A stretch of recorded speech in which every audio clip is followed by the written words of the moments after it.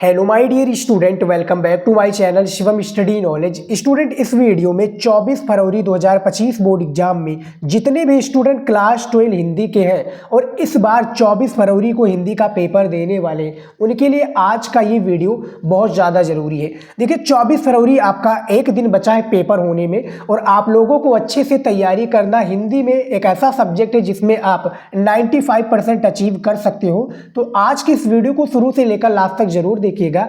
इस वीडियो में मैं आप लोगों को एक अच्छे मार्क्स कैसे लेकर आते हैं हिंदी में, ये आप लोगों को दिखाने वाला हूं और पूरा पेपर कैसे आएगा ये भी आप लोगों को इस वीडियो को देखने के बाद में पता चल जाएगा। पूरा पेपर मैं आप लोगों को सॉल्व करके बताऊंगा और आप लोगों को स्टूडेंट, चाहे आप कमजोर स्टूडेंट हैं या आप टॉपर स्टूडेंट हैं, दोनों के लिए आज का ये वीडियो बहुत ज़्यादा जरूरी है उनके लिए, क्योंकि 24 फरवरी का जो पेपर आएगा सेम टू सेम ऐसे ही आएगा और आप लोग जो मेरी बताए गए तरीकों से सॉल्व करोगे तो आपका जो 95% है इसको पाने से आपको कोई भी नहीं रोक सकता स्टूडेंट। तो यहाँ पर देख सकते हैं पूरा पेपर है, वीडियो लास्ट तक देखिएगा और शेयर जरूर कीजिएगा अपने दोस्तों के पास जो आपके साथ में इस बार 24 फरवरी को पेपर देने वाले हैं। एक दिन बचा है, अच्छे से तैयारी कीजिए और कैसे तैयारी करना है मैं आपको ये बता देता हूँ। देखिए, यहाँ पर आपका स्टूडेंट अनुक्रमांक रहेगा, यहाँ पर अपना नाम होगा जो कि आपका जो जिस दिन पेपर होगा जो आपको नाम लिखना है। जैसे मेरा नाम शिवम है तो मैंने लिख दिया है, ठीक है। 2025 का ये पेपर है, 24 फरवरी का एक दिन बचा है, आपको पता ही है। नए पैटर्न पर आधारित प्रश्न आपके रहेंगे इस बार 24 फरवरी को।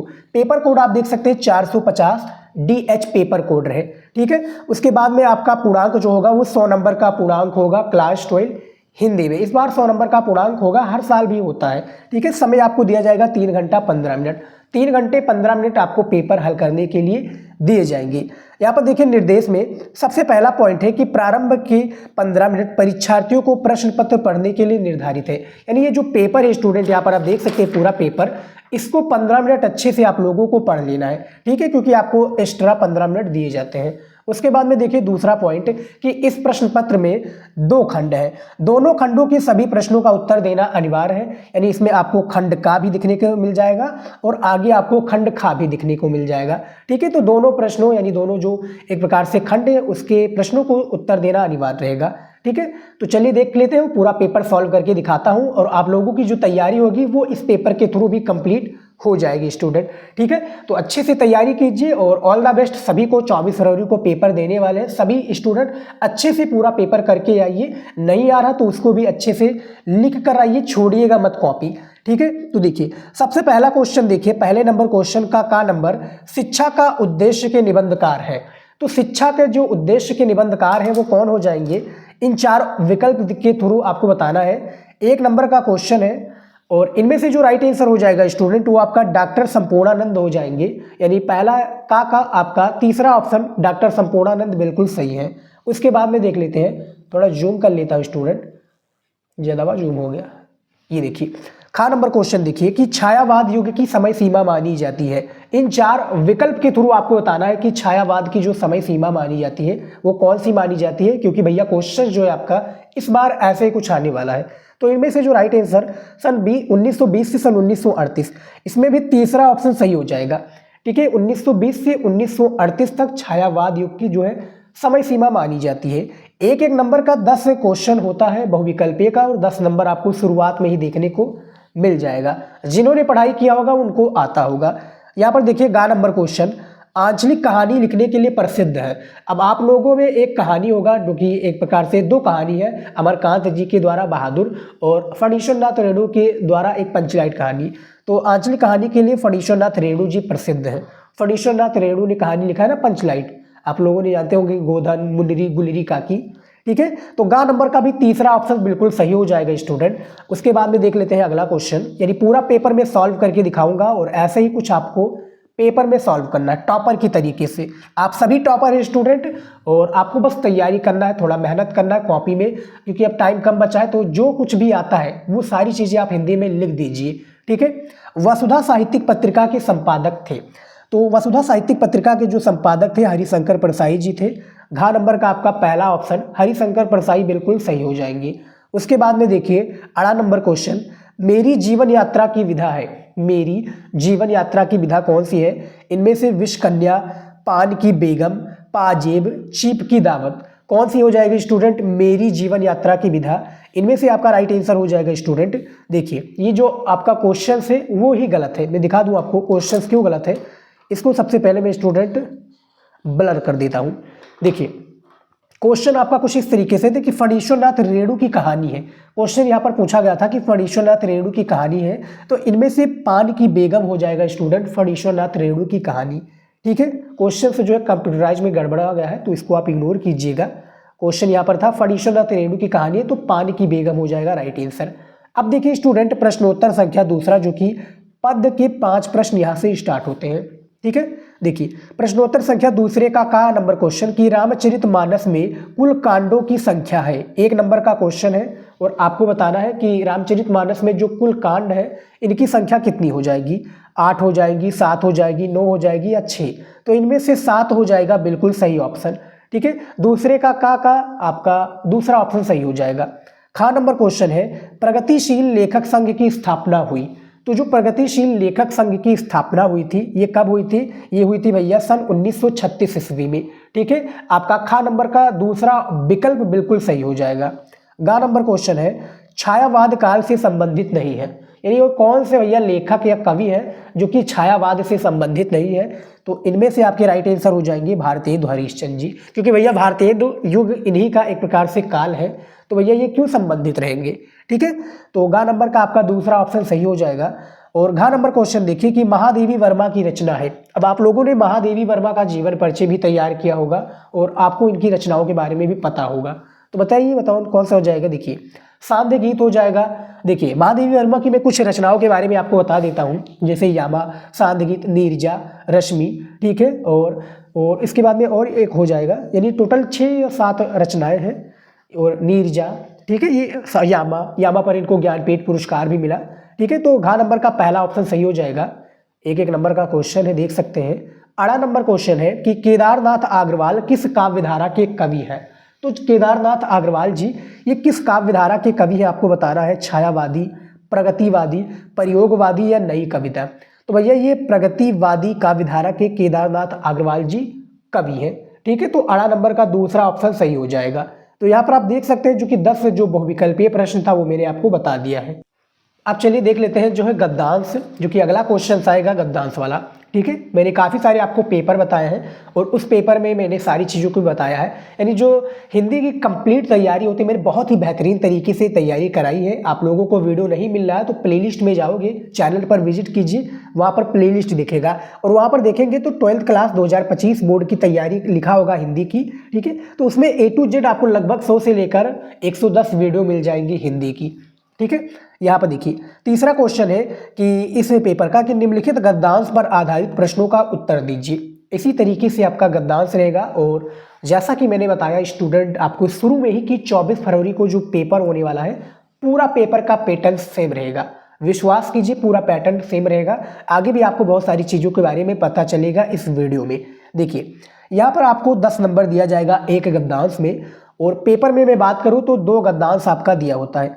ये देखिए अथवा करके पेपर में 2 गद्यांश दिए जाते हैं और यहाँ पर बाकायदा बताया हुआ है तीसरे नंबर प्रश्न में कि निम्नलिखित गद्यांश पर जो आधारित है इसके केवल प्रश्नों का ही आपको उत्तर देना रहेगा।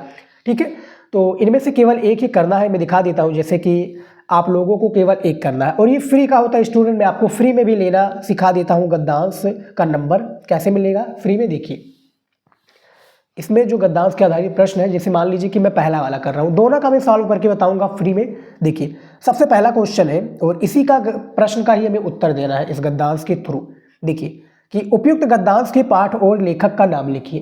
तो ये जो गद्यांश दिया हुआ स्टूडेंट, इसके पाठ और लेखक का क्या नाम है, कैसे पहचानेंगे। देखिए यहाँ पर देखिए निंदा दिख रहा है, ठीक है, और निंदा दिख रहा है, फिर और भी निंदा में दिखा देता हूँ स्टूडेंट। 2 निंदा हो गया और ये देखिए 3 निंदा हो गया। ठीक है, आपको 3 निंदा दिख गया। उसके बाद में मैं ईर्ष्या दिखा देता हूँ, ईर्ष्या। ठीक है, और ईर्ष्या दिखा देता हूँ स्टूडेंट, ईर्ष्या। ठीक है, ये देखिए ईर्ष्या। जहाँ पर भी भैया ईर्ष्या वगैरह दिखे और जो है निंदा दिखे, समझ जाइए जो चैप्टर का नाम है ये निंदा रस से लिया गया है। किससे लिया गया भैया, निंदा रस। इसके जो एक प्रकार से लेखक हो जाएंगे वो हरिशंकर परसाई जी हो जाएंगे। कौन हो जाएंगे,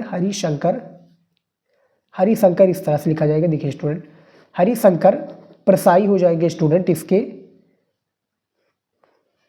एक प्रकार से लेखक। ठीक है, तो पहला क्वेश्चन का राइट आंसर है। और मैंने आप लोगों को नहीं पता है कि जो है गद्यांश और पद्यांश कैसे पहचानते हैं, तो मैंने वीडियो अपलोड किया है, आप लोग जाकर देख सकते हैं। कंबाइंड वीडियो है जो कि दोनों को एक ही में कवर किया है कि गद्यांश और पद्यांश कैसे जो है पहचाने, तो वो वीडियो जरूर देख लीजिएगा। अब यहाँ पर आपको 2 नंबर दे दिया जाएगा क्योंकि यहाँ पर बाकायदा बताया हुआ है 5 × 2 = 10, यानी आपका 5 प्रश्न लेगा एक गद्यांश में और 2 नंबर का एक प्रश्न होगा। ठीक है, जब आप एक प्रश्न का उत्तर देंगे तब आपको 2 नंबर दिया जाएगा। ठीक है, दूसरा क्वेश्चन देखिए कि रेखांकित अंश की व्याख्या कीजिए। तो ये जो रेखा खींची हुई है ना, यहाँ पर देखिए, इंद्र बड़ा ईर्ष्यालु माना जाता है क्योंकि वो निठल्ला है। स्वर्ग में देवताओं को बिना उगाया अन्न वे बनाया महल और बिन बोए फल मिलते हैं। आक्रमणता में उन्हें, यहाँ देखिए, अप्रतिष्ठित होने का भय बना रहता है, इसीलिए कर्मी मनुष्यों से उन्हें ईर्ष्या होती है।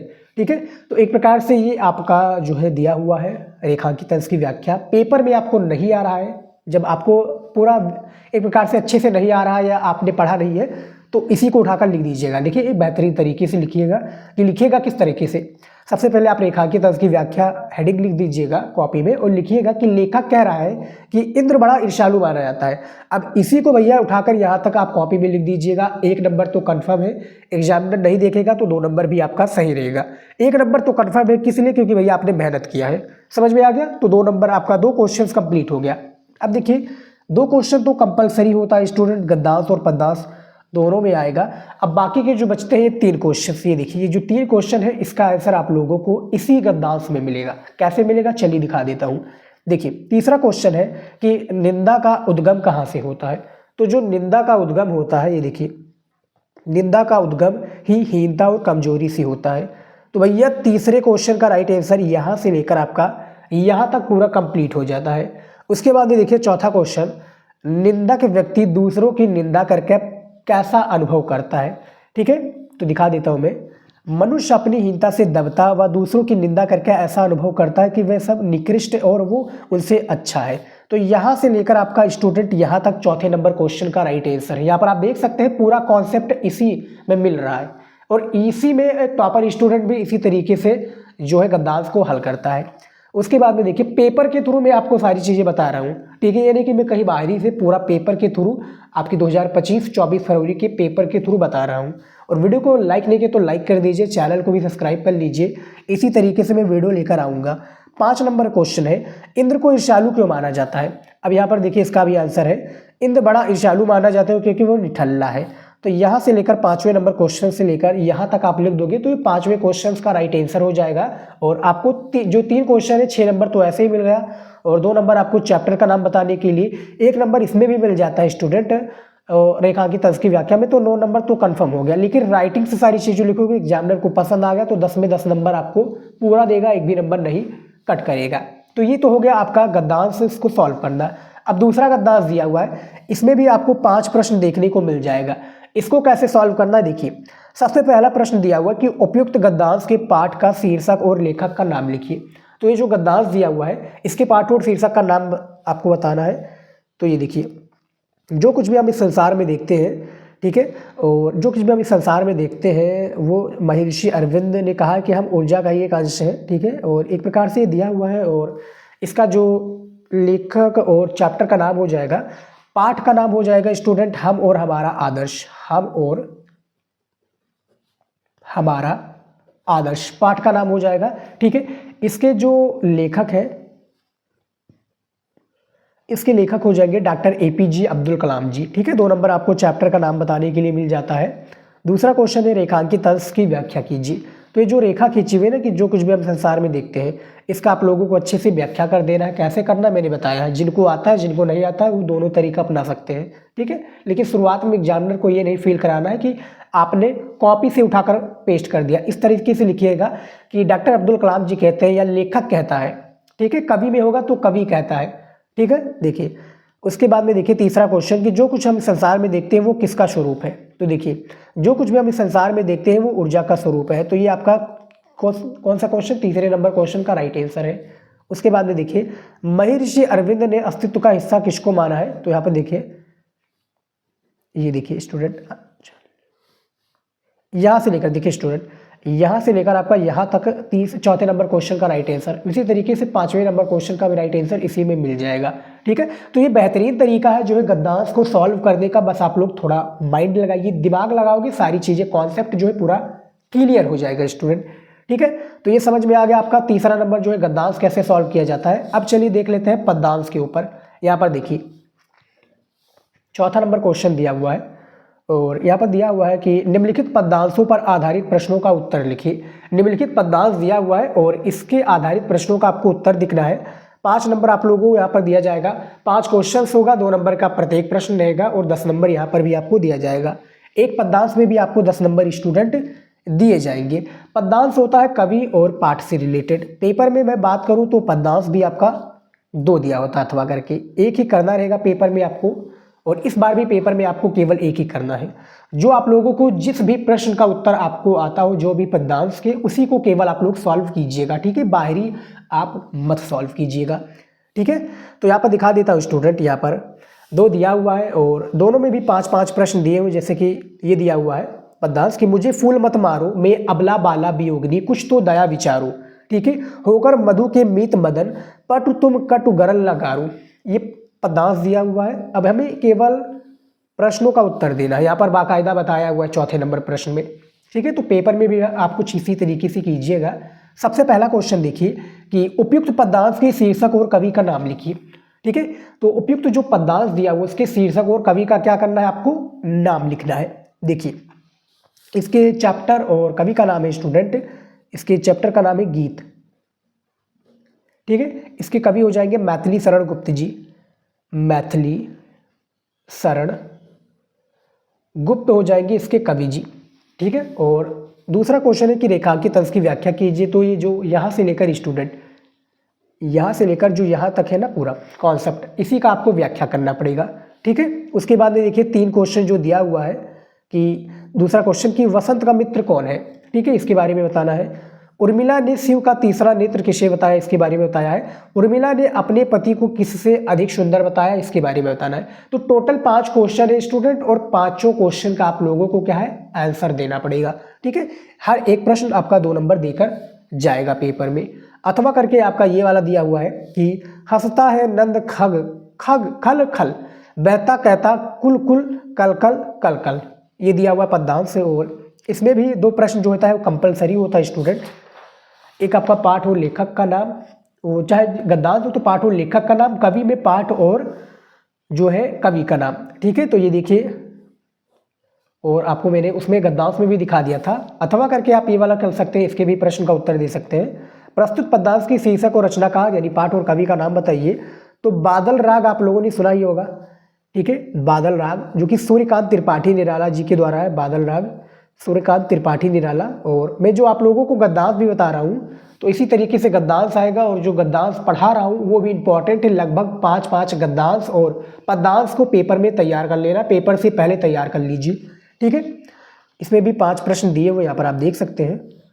ये टोटल 5 प्रश्न आपके दिए जाते हैं। उसके बाद में देखिए 5वां नंबर क्वेश्चन है, 5 नंबर का नंबर कि निम्नलिखित में से किसी एक लेखक का जीवन परिचय देते हुए उनकी साहित्यिक विशेषताओं पर प्रकाश डालिए। यानी निम्नलिखित में से किसी एक लेखक का जीवन परिचय देना है और उनकी जो साहित्यिक विशेषताएं इन पर आपको प्रकाश डालना है। अधिकतम शब्द सीमा कितनी, 80 शब्द है। 5 नंबर का आपका एक जीवन परिचय होता है लेखक का। ठीक है, 5 नंबर का एक जीवन परिचय होता है। अब इसमें देखिए 24 फरवरी को जीवन परिचय जो आने वाला है 100% ये गारंटी है स्टूडेंट आएगा। देखिए सबसे पहला है हरिशंकर परसाई जी का। ठीक है, दूसरा है आपका डॉक्टर वासुदेव शरण अग्रवाल जी का, तीसरा है आचार्य हजारी प्रसाद द्विवेदी का। ये तीनों जीवन परिचय को स्टूडेंट तैयार करना मत भूलिएगा, आपसे हाथ जोड़कर रिक्वेस्ट है। क्योंकि भैया 3 तैयार कर लोगे तो इनमें से मान लीजिए कि 2 नहीं आ रहा, बाई चांस मान लीजिए कि 2 नहीं आ रहा, तो इनमें से केवल एक ही करना है और वही आप लोगों को 5 नंबर दिलाकर जाएगा। तो तैयार कर लीजिएगा, चैनल पर वीडियो मिल जाएगा, फर्स्ट और सेकंड चैनल दोनों पर मिल जाएगा वीडियो। उसके बाद में देखिए खा नंबर क्वेश्चन कि निम्नलिखित में से किसी एक कवि का जीवन परिचय देते हुए उनकी कृतियों पर प्रकाश डालिए। यानी किसी एक कवि पर भी यहाँ पर आपको जीवन परिचय देना है। अधिकतम शब्द सीमा 80 शब्दों में आपको जीवन परिचय लिखना होगा और 5 नंबर दिया जाएगा, 3 नंबर आपको जीवन परिचय के लिए, 2 नंबर इनकी कृतियों के लिए। अब देखिए कवि में भारतेंदु हरिश्चंद्र जी इंपॉर्टेंट है, महादेवी वर्मा जी, सूर्यकांत त्रिपाठी निराला जी। तीनों का जीवन परिचय कहाँ पर मिलेगा? आपको हमारे चैनल पर। ढूंढने में प्रॉब्लम हो रही है तो सर्च कर लीजिए महादेवी वर्मा जीवन परिचय बाय शिवम स्टडी नॉलेज, ठीक है, तुरंत वीडियो मिल जाएगा, आपको ज़्यादा ढूंढने का भाई जरूरत नहीं रहेगा। बस यूट्यूब पर सर्च करने के बाद में जो भी टॉपिक सर्च कर लीजिए और बाय शिवम स्टडी नॉलेज लिख दोगे, वीडियो आपको केवल मेरा ही मिलेगा, ठीक है। तो ये आपका हो गया। और सभी का जीवन परिचय आपके क्वेश्चन बैंक में भी दिया हुआ है, तैयार कर लीजिएगा। 6 नंबर क्वेश्चन है कि कहानी कला के आधार पर पंचलाइट कहानी का सारांश लिखिए। देखिए कहानी जो है स्टूडेंट पेपर में आपके हर साल आता है, आप पिछले लगभग 4-5 सालों का पेपर उठाकर देख सकते हैं, हर साल पेपर में ये पूछे जाते हैं, 5 अंक का होता है। अथवा करके दिया हुआ यहाँ पर देखिए, कहानी कला के आधार पर पंचलाइट कहानी का आपको सारांश लिखना है। जो गोधन मुनरी गुलरी काकी, इसके बारे में आपको डिटेल्स इसके सारांश के बारे में बताना है। 80 शब्दों में लिखना है, 5 नंबर दिया जाएगा। वो भी आपको नहीं आता है तो ध्रुव यात्रा कहानी के जो प्रमुख पात्र हैं इनका चरित्र चित्रण कर दीजिए, ठीक है। तो दोनों में से केवल एक ही करना है, जो आपको अच्छा लगता है, जो आपको पता हो, जिसका आंसर पता हो उसी को कीजिएगा, ठीक है। और वीडियो चाहिए तो चैनल पर मिल जाएगा, क्योंकि मैंने आपके लिए 100 से 110 वीडियो बना रखा है हिंदी के संपूर्ण तैयारी के लिए, ठीक है, तो वो जरूर देख लीजिएगा। 7 नंबर क्वेश्चन है कि स्वपठित खंडकाव्य के आधार पर किसी एक खंडकाव्य के प्रश्न का उत्तर लिखिए, ठीक है। आपको किसी एक खंडकाव्य के प्रश्न पर आपको उत्तर लिखना है। 5 नंबर यहाँ पर आपको दिया जाएगा। अधिकतम शब्द सीमा कितने हैं? 80 शब्द है, यानी 80 शब्दों में आपको किसी एक खंडकाव्य के प्रश्न का उत्तर लिखना रहेगा। सबसे पहला है मुक्तयज्ञ खंडकाव्य के किसी एक घटना का संक्षेप में वर्णन कीजिए। दूसरा है सत्य का जीत खंडकाव्य की प्रमुख घटनाओं का विवरण दीजिए, ठीक है। और भी इसमें हो जाएगा, मैं थोड़ा दिखा देता हूँ। ये देखिए, सत्य का जीत हो जाएगा, रश्मरथी हो जाएगा, और आलोकवृत हो जाएगा, त्यागपति हो जाएगा, श्रवण कुमार हो जाएगा। तो ये जिला वाइज खंडकाव्य होता है स्टूडेंट। हमारे जिले में बात करूँ, लगभग एक खंडकाव्य 10 से 12 जिलों में लगता है। हमारे जिले में त्यागपति खंडकाव्य लगता है, जो कि मैंने सभी पर, देखिए ये नहीं कि मैं भेदभाव करूं, अपने जिले का ही खंडकाव्य तैयार कराऊं। सभी जिलों का मैं खंडकाव्य अपने चैनल पर वीडियो अपलोड कर रखा है। जो भी जिले का आपका खंडकाव्य है उसको देखिए, तैयार कर लीजिए किसी, और उसी को कॉपी में लिखिएगा, ठीक है। तो ये मेरा पूरा कॉन्सेप्ट क्लियर कर दिया है। अब हमारा अगला भाग आ चुका है स्टूडेंट। यहाँ पर देखिए अगला भाग कौन सा है? खंड खा। खंड खा यानी हिंदी व्याकरण यहाँ से प्रारंभ होता है, और यहाँ से हमें 50 नंबर के क्वेश्चंस को कंप्लीट कराना है, ठीक है। ये देखिए सबसे देखिए 8 नंबर का क्वेश्चन, 8 नंबर क्वेश्चन का नंबर है कि निम्नलिखित संस्कृत गद्यांशों में से किसी एक का संदर्भ सहित हिंदी में अनुवाद कीजिए, ठीक है। निम्नलिखित संस्कृत के गद्यांश हैं और निम्नलिखित में से किसी एक का संदर्भ सहित आपको हिंदी में अनुवाद करना है। पेपर में मैं बात करूं तो ये भी आपका 2 दिए जाते हैं, ये देखिए, अथवा करके 2 संस्कृत का गद्यांश होता है। अब देखिए संस्कृत के गद्यांश से रिलेटेड आपके काफ़ी सारे डाउट होते हैं, तो सबसे पहले मैं क्लियर कर देता हूँ। देखिए यहाँ पर देखिए स्टूडेंट, संदर्भ के लिए आपको 2 नंबर दिया जाएगा। इसमें क्या होता है, पाठ और लेखक का नाम नहीं बताना होता, इसमें केवल पाठ का नाम बताना है कि किस चैप्टर से लिया गया है, पाठ का क्या नाम है, संस्कृत में होगा पाठ का नाम, ठीक है। और अनुवाद करना यानी ट्रांसलेशन करना, संस्कृत टू हिंदी ट्रांसलेशन करना। तो ये जो आपका संस्कृत में दिया हुआ है ना, जैसे महापुरुष, महापुरुषा, तो इसमें लिख देंगे महापुरुष, ठीक है। तो इस तरीके से हिंदी में इसका कन्वर्जन होगा, ठीक है, कन्वर्ट होगा संस्कृत टू हिंदी। 7 नंबर दिया जाएगा। अब यहाँ पर आप लोगों को वैसे ही पता चल गया होगा, 2 नंबर दिया जाएगा स्टूडेंट संदर्भ के लिए, 5 नंबर दिया जाएगा अनुवाद करने के लिए, क्योंकि भैया सबसे ज़्यादा जो कठिन लगता है सभी स्टूडेंट को, वो लगता है इसका अनुवाद करना संस्कृत से हिंदी में। तो जो पढ़े होगा भैया वही अनुवाद कर पाएगा, जो नहीं पढ़ा होगा वो नहीं कर पाएगा, लेकिन उसके लिए भी जुगाड़ है। वो क्या करेगा, सारी चीज़ों को अच्छे से लिखेगा, नहीं आ रहा है तो उसी को क्या पेस्ट कर दीजिएगा, ठीक है। जिसमें बिंदु वगैरह है, बिंदी वगैरह को हटा दीजिएगा और लिख दीजिएगा, क्योंकि जब आप मेहनत करोगे कॉपी को छोड़ना नहीं है, भर कर आना है पूरा, ठीक है। कुछ भी लिख कर आइए हिंदी से रिलेटेड, ठीक है, या आप पूरा पेपर ही छाप दीजिए, नो मैटर। आपको नहीं आ रहा तब आपको ये करना है, लेकिन जब आ रहा है तो सारी चीज़ों को अच्छे से उसके बताए गए प्रश्नों का उत्तर देना रहेगा। लेकिन जिनको नहीं आ रहा, फेल होना नहीं स्टूडेंट, आपको सारी चीज़ों को करना है, उसी को उठाकर लिख दीजिए, पास हो जाइए बस, ठीक है। तो अथवा करके ये दिया हुआ है। तो चैप्टर का नाम मैं बता देता हूँ इसके, जैसे महापुरुष लौकिक, तो इसके चैप्टर का नाम है स्टूडेंट महामना मालवीय, क्योंकि भैया महापुरुष से वैसे ही पता चल रहा है ना, रॉलेट एक्ट, जो कि रॉलेट एक्ट आपको पता ही होगा, नेहरू लाला लाजपत राय, पंडित मोतीलाल नेहरू, ठीक है, इस तरह से। तो इस चैप्टर का नाम है महामना मालवीय। अब यहाँ पर 2 नंबर दे दिया जाएगा, क्योंकि आपने संदर्भ लिख दिया कि प्रस्तुत गद्यांश हमारी संस्कृत भाग से लिया गया महामना मालवीय चैप्टर पाठ से उद्धृत है। इस तरीके से लिख दोगे 2 नंबर आपका पूरा क्लियर हो जाएगा। ठीक है, तो आप ऊपर वाला कर सकते हैं, यानी देखिए अनुवाद करना ही कठिन है तो अनुवाद ये आप कर सकते हैं, नहीं तो वो नहीं आ रहा तो आप ये कर लीजिए महर्षि दयानंद वाला। इसमें तो भैया चैप्टर का नाम ही बताया हुआ है। ठीक है, तो आप ये महर्षि दयानंद भी कर सकते हो कि गुरु एवं अज्ञात महर्षि दयानंद, ठीक है, देशवासी, इस तरीके से आप लोग को हिंदी में कन्वर्ट करना है। तो दोनों में से किसी एक को करना है। आपको नहीं आ रहा कि सॉल्व कैसे करें गद्यांश संस्कृत का, वीडियो चैनल पर मिल जाएगा स्टूडेंट, निसंकोच आप लोग चैनल पर विजिट कीजिए। ठीक है, उसके बाद में देख लेते हैं खा नंबर कि निम्नलिखित संस्कृत श्लोक में से किसी एक का संदर्भ सहित हिंदी में अनुवाद कीजिए। निम्नलिखित संस्कृत के क्या है, श्लोक है, निम्नलिखित में से किसी एक का आपको क्या करना है, संदर्भ सहित हिंदी में अनुवाद करना।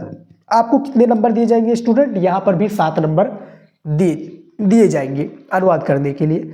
देखिए, भाषासु मुख्या मधुरा दिव्या गिरवाण भारती तस्या ही मधुर काव्य तस्मादपि सुभाषितम। ठीक है, तो ये लिया गया है सुभाषित रत्नावली से।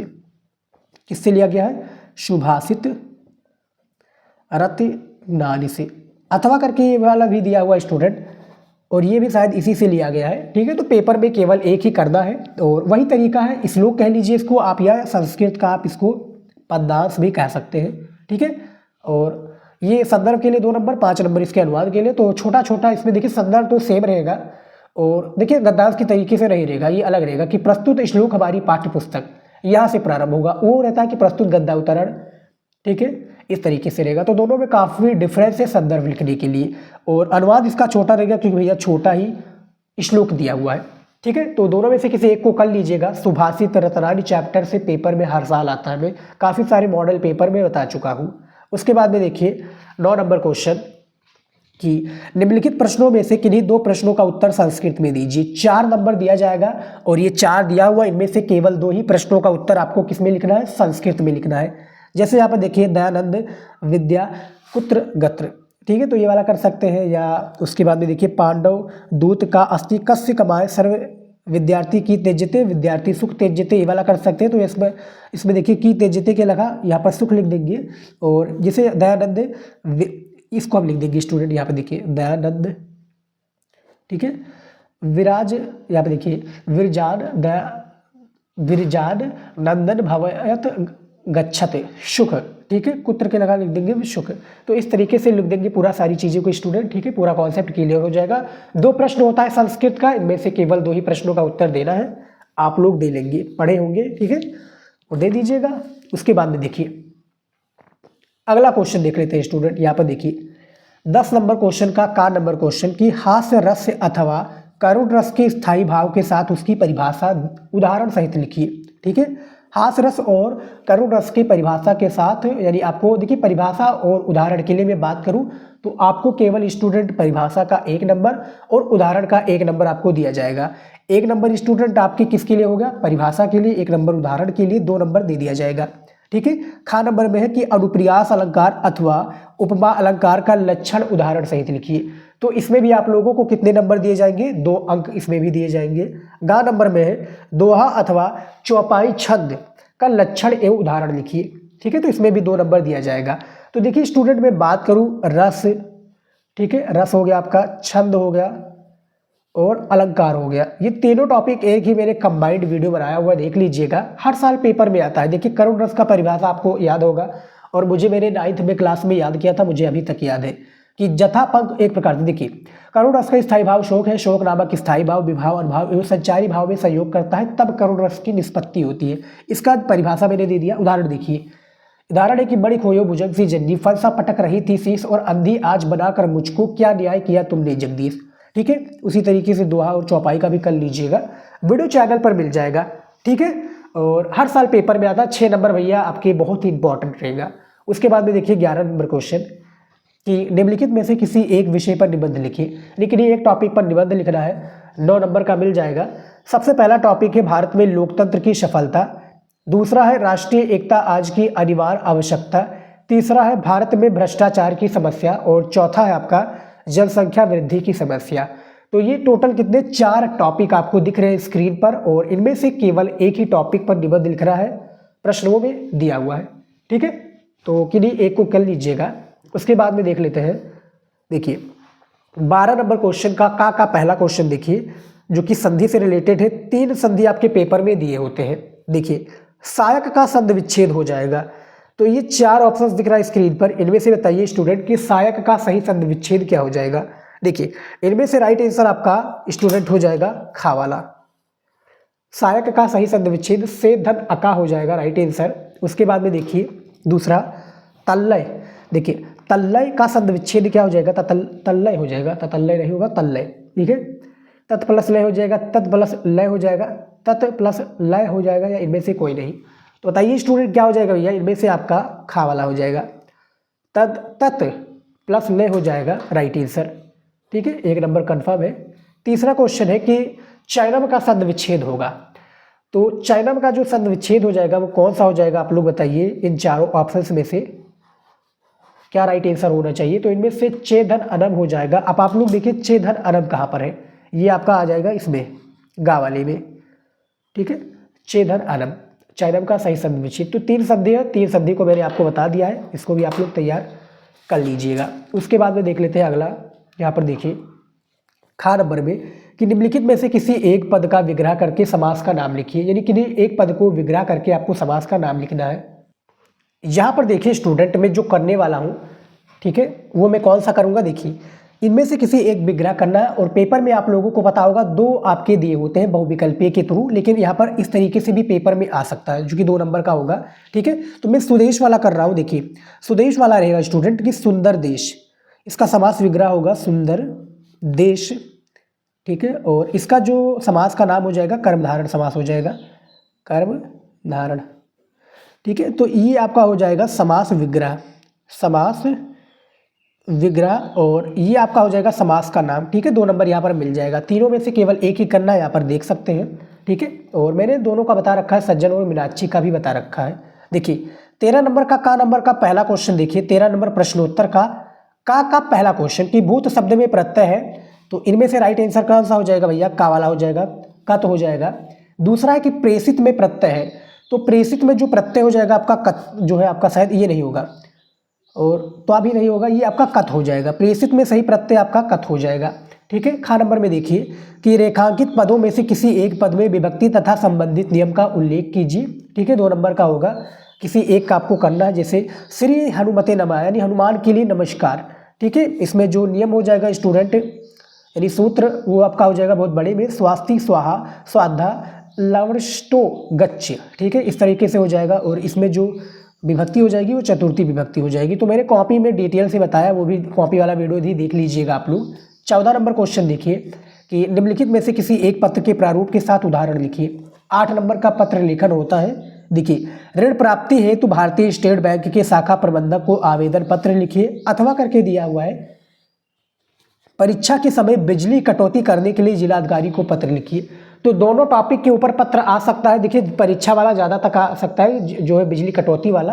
तो इनमें से केवल एक ही टॉपिक पर निबंध लिखना है। निबंध कैसे लिखना है वीडियो देख लीजिएगा चैनल पर, ठीक है। 2 घंटे का एक मैराथन का महातांडव क्लास भी आने वाला है, उसमें भी मैं सारी चीज़ों के बारे में स्टेप बाय स्टेप बताऊंगा, ठीक है। और जो विभक्ति वाला है कॉपी में आप डिटेल से समझ सकते हो। मैंने काफ़ी सारी चीज़ों के बारे में बताया है कि कैसे आपको कॉपी में लिखना है, वैसे बताऊँगा तो नहीं समझ में आएगा, ठीक है। तो फिलहाल स्टूडेंट आज की इस वीडियो में जो पूरा पेपर था मैंने सॉल्व करके बता दिया है। आई होप कि पूरा वीडियो आपको अच्छा लगा है। ये पूरा पेपर इंपॉर्टेंट है, इसमें बताए गए क्वेश्चंस इंपॉर्टेंट है, तैयार कर लीजिएगा। फिलहाल स्टूडेंट आज के इस वीडियो में इतना ही है। चैनल पर नए तो चैनल को सब्सक्राइब कर लीजिएगा, और वीडियो को लाइक करके शेयर जरूर कर लीजिएगा। मिलते हैं नेक्स्ट वीडियो में नए टॉपिक के साथ। जय हिंद।